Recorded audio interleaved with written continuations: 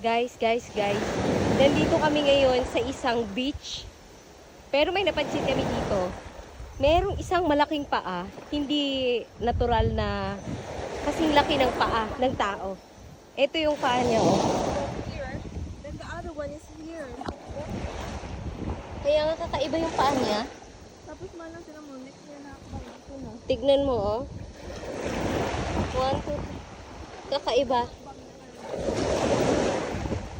Ito yung pangalawa, oh. Hala, parang kakaiba man ito.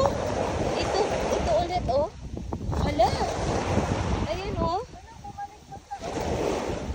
Tapos ito ulit yung isang hakbang niya, yung kasunod na hakbang. Yan ulit. Hala, malaking tao man ito. Kapre.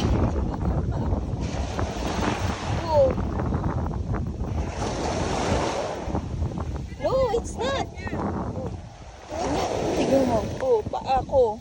Hanggang dyan na yung ano, oh. Parang hindi normal na klase ng paa. Tinan mo, dito susunod, oh. Oh, yan ang Ano mo ulit? Ihakbang mo ulit.